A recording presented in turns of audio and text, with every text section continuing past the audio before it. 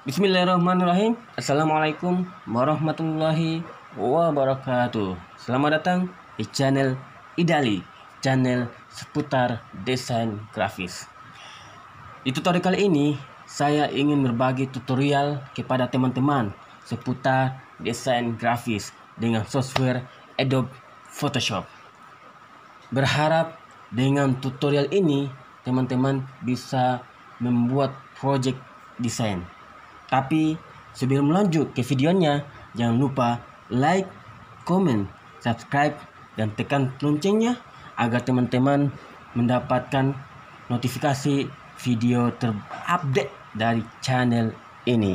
Oke teman-teman, tutorial kali ini seperti ini.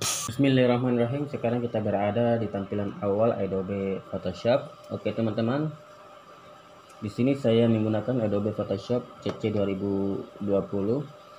Bagi teman-teman untuk memudahkan mengikuti tutorial ini, silakan teman-teman download aplikasi Adobe Photoshop CC 2020 sebagaimana versi yang saya gunakan, sebagaimana versi yang saya pakai.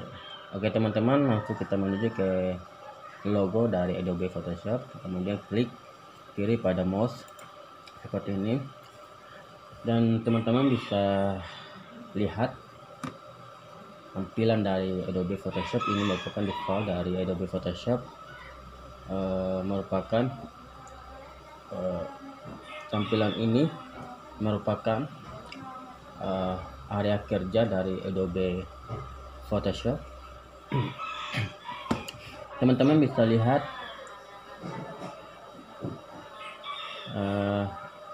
di dashboard ini itu masih kelihatan kosong ya. Kenapa? Karena belum ada lembar kerja atau kanvas. Ketika dashboard ini masih kelihatan kosong, maka kita atau teman-teman belum bisa melakukan proses editing ya, atau melukis atau yang sebagainya. Kenapa? Karena belum ada lembar kerjanya atau kanvas, sehingga belum bisa mengaktifkan ini. Pertama saya memperkenalkan panel-panel yang ada di Adobe Photoshop ini, di area kerja Adobe Photoshop. Langsung menuju ke atas. Ini merupakan tab menu dari Adobe Photoshop versi 2020. Anda bisa lihat teman-teman tab menu, di mana tab menu ini berisi file, ada edit, ada image, ada layer, dan seterusnya. Kemudian di bawah tab menu ini ada option bar atau panel bar, di mana option bar atau panel bar ini memiliki keterkaitan atau memiliki hubungan dengan toolbar yang ada di samping kiri. Teman-teman bisa lihat teman-teman, atau ketika teman-teman menggunakan tools ini, itu option barnya akan selalu berubah. Contoh seperti ini, ya kan? Seperti ini teman-teman, sudah berubah option barnya. Saya akan menggunakan crop, ya sudah berubah. Misalkan menggunakan text tool, ini sudah berubah. Nah, ketika option barnya sudah berubah, di sini bisa kita fungsikan atau bisa kita gunakan ya. Di sini ada ukuran font, ada nama font ya. Ya. Seperti itu, ada ukuran font, Anda bisa lihat, ada paragraf dan sebagainya, ada juga warna, color, bisa juga melalui sini. Ya, seperti itu teman-teman. Dan seterusnya, ketika teman-teman menggunakan tools ini, pastinya option barnya atau panel barnya akan selalu berubah. Seperti itu teman-teman. Nah, teman-teman juga perlu ketahui bahwa panel ini bisa dipindahkan. Terserah teman-teman, apakah teman-teman memindahkan di sebelah kanan ya, apakah teman-teman ingin pindahkan posisinya di tengah dari dashboard Adobe Photoshop. Nah, contoh, coba kita pindahkan ini seperti ini teman-teman. Bisa juga pindahkan posisinya di tengah seperti ini teman-teman, bisa juga di kiri teman-teman. Jadi saya lebih suka di kiri karena memang bawaannya seperti itu ya.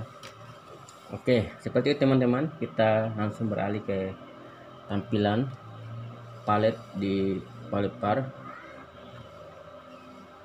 di bagian kanan teman-teman.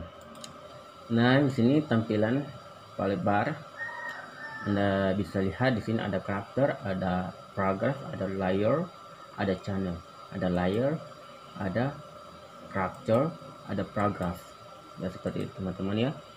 Nah, tampilan-tampilan ini, tampilan-tampilan yang ada di palet bar ini itu berasal dari menu, dari isi menu window.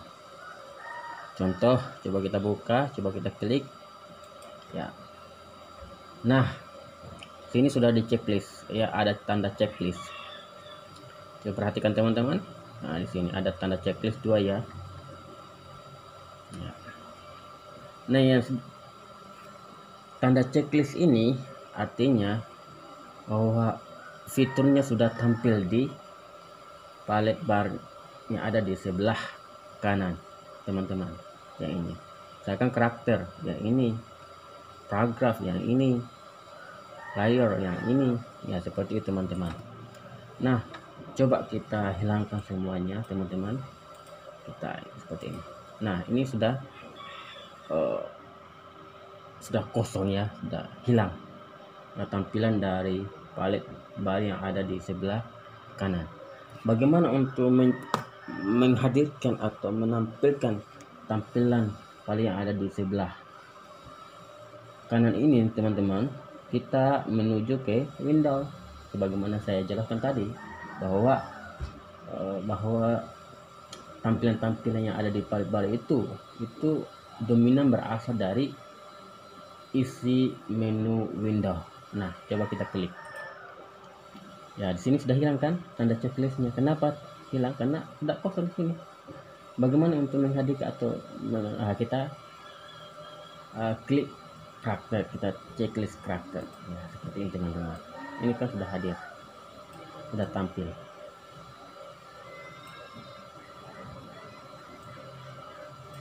Baik teman-teman, dan seterusnya.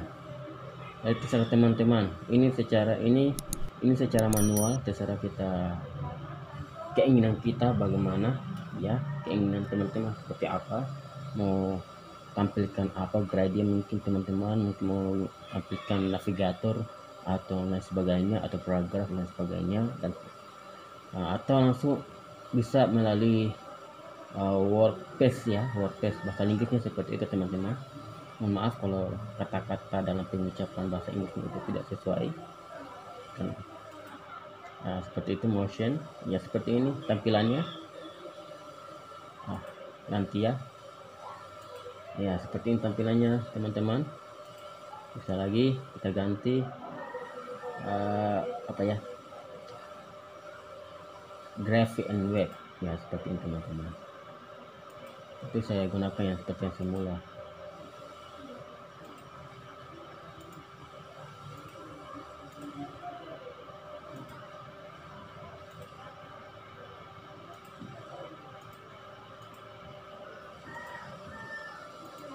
Saya tidak suka, jadi saya hilangkan teman-teman. Jadi ini kenapa saya hilangkan, karena saya tidak suka terlalu banyak ini, hanya saya hanya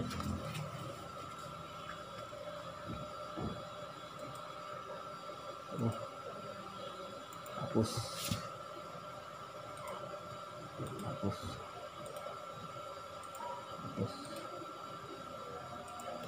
Oke, kita hadirkan dulu layer karena ini penting sekali teman-teman, layers. Oke, seperti ini teman-teman, dengan channels. Nah, seperti ini teman-teman, saya Dan seperti itu teman-teman, ketika ini menampilkan kita untuk menampilkan tampilan yang ada di panel bar yang ada di sebelah kanan, langsung kita ke menu window. Jadi posisi dari tab menu itu ada di atas, option barnya ada di bawah tab menu, dan tools barnya itu ada di samping kiri teman-teman.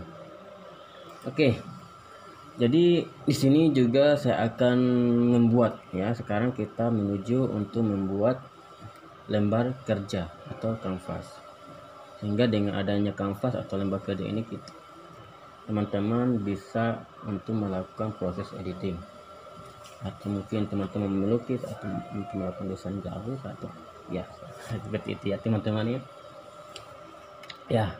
Untuk cara membuatnya langsung ke file, menu file. Nah, di sini ada new, ada open, ada open smart object, open recent. Nah, new ini apa? New itu untuk membuat lembar kerja. Jadi caranya ada dua, melalui klik kiri pada mouse atau Ctrl N pada keyboard. Ya, bisa.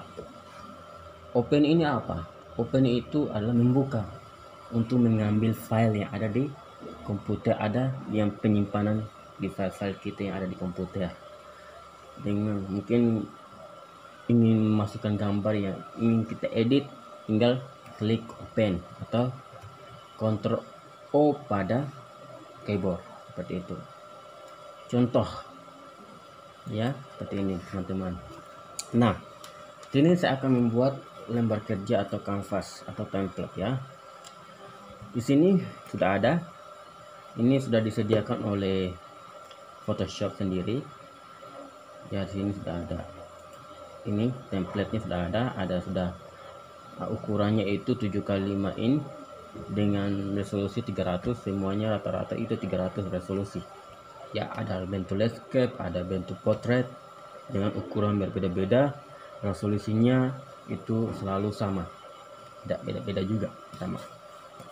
Oke, print juga sudah disediakan juga oleh Adobe Photoshop, dengan ukuran letter ya, letter dengan resolusi ya, resolusinya 300 pixel, legal, tabloid, A4, A6 dan sebagainya dengan resolusi yang sama, yaitu 300 pixel ya. Art illustration ya, seperti ini ada. Nah, seperti itu. Dan desain webnya, template webnya atau kanvas webnya itu dengan 13.366 kali 768 pixel dengan resolusi 72 pixel. Kenapa 72 ya, seperti itu ya. Kembali ke artboard. Nah, di sini saya misalkan saya membuat kanvas dengan ukuran 1000 kali 1000 pixel dengan resolusi 300 pixel. Saya klik. Nah, sini sudah klik. Nah, sini ukurannya white-nya 1000 ya. Usahakan teman-teman kalau ingin membuat kanvas atau dokumen baru, usahakan diberi nama agar ketika kita menyimpannya itu mudah kita cari gitu istilahnya. Misalkan tutorial.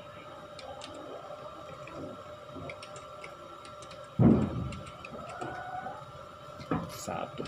Nah, ini sudah diberi ukuran width-nya 1000, height-nya 1000.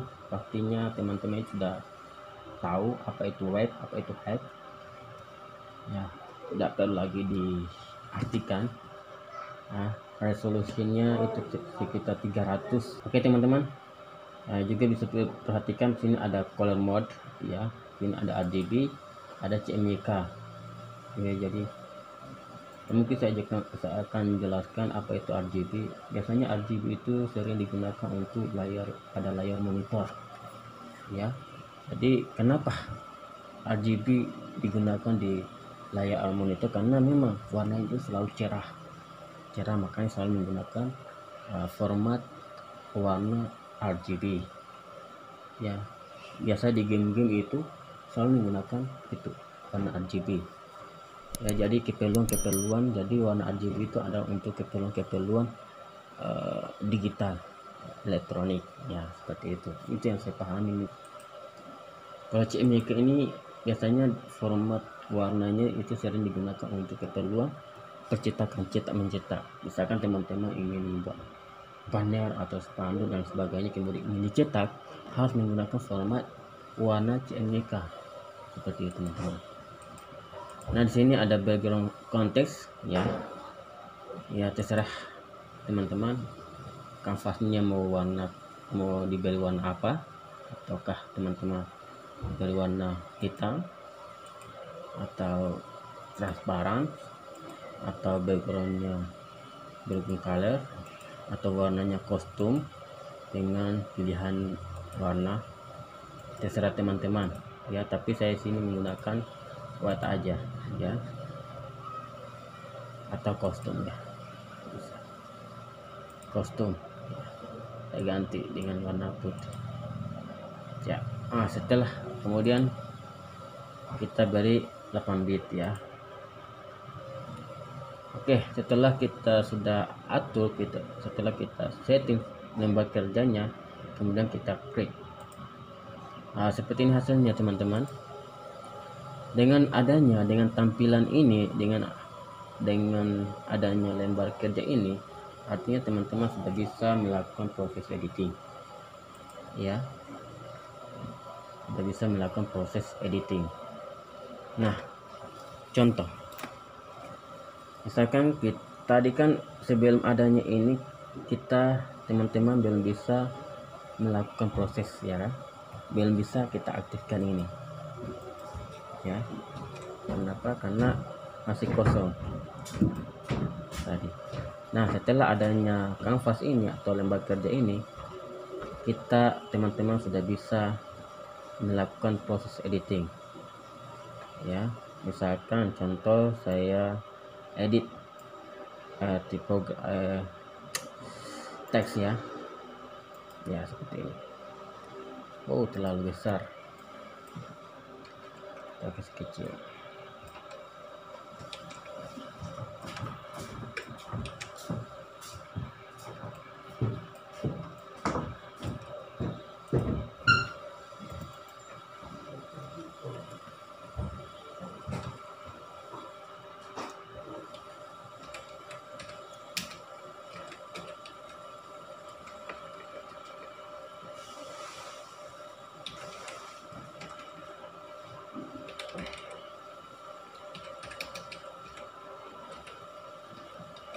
Ya seperti ini teman-teman, dan bisa lihat teman-teman. Nah di sini teman-teman bisa kita ganti hurufnya, begitu juga kita ganti warnanya atau ukurannya, bisa dengan dua cara. Bisa langsung kita klik di sini ya, langsung di sini kan. Ketika kita klik ini pasti option barnya berubah. Nah bisa kita ubah melalui dari option barnya ya, seperti ini. Jadi bisa kita ubah hurufnya, fontnya melalui option bar atau panel bar, seperti itu teman-teman ya.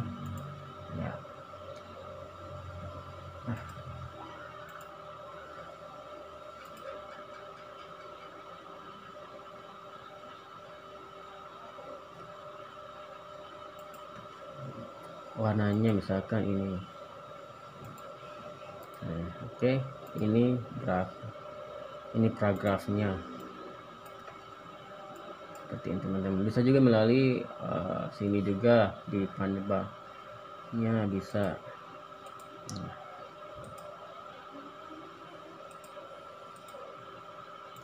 Seperti ini teman-teman ya, seperti ini.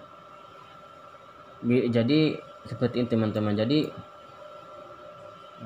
ketika kita aktifkan tools text ini, maka di layer juga muncul ya, ini ya. Jadi layer ini adalah kumpulan dari objek-objek yang kita buat ya, objek yang kita buat ini, objek yang kita buat tadi, yang ketika Misalkan kita ini masukkan retang tool ya, save ya, seperti ini. Kemudian saya ganti warnanya ya, seperti ini.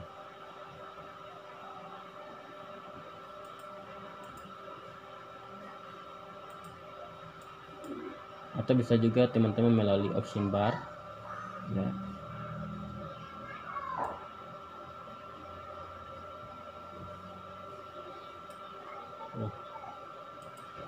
Pakai teman-teman bisa ya.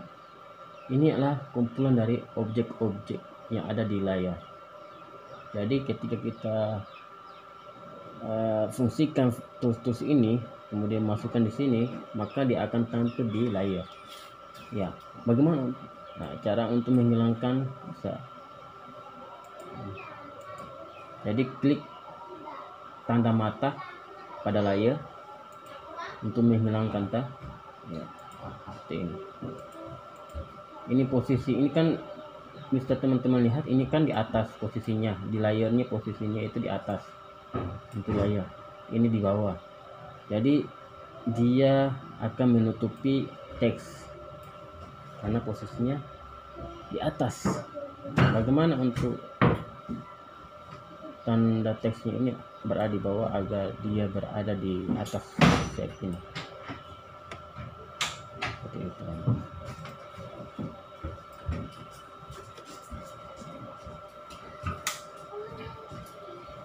Hal kita ketahui pertama-tama adalah panel-panel yang ada di Adobe Photoshop, yaitu menu yang ada di Adobe Photoshop, kemudian option bar atau panel bar, di mana option bar atau panel bar ini memiliki keterkaitan atau hubungan dengan toolbar.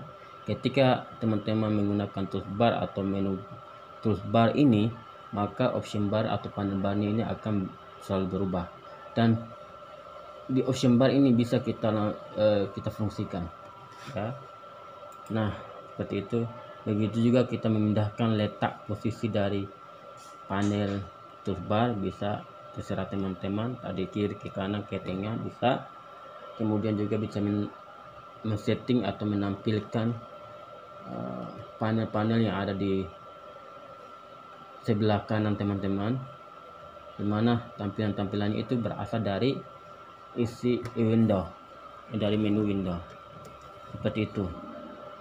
Kemudian cara membuat dokumen, caranya ya seperti tadi, klik file, nah seperti ini. Sehingga dengan adanya lembar kerja ini, teman-teman sudah bisa melakukan proses editing seperti itu. Oke, setelah kita sudah membuat, teman-teman, setelah kita membuat proyek seperti ini ya, kemudian kita simpan hasil kerja teman-teman. Caranya untuk menyimpan hasil kerja teman-teman yaitu ya menuju ke menu file. Nah, ini sudah aktif kan, kemudian save as, save ya, kemudian save on komputer. Ubah formatnya menjadi JPEG nah, seperti ini. Kemudian simpan, save, kemudian klik OK. Nah, ini hasilnya teman-teman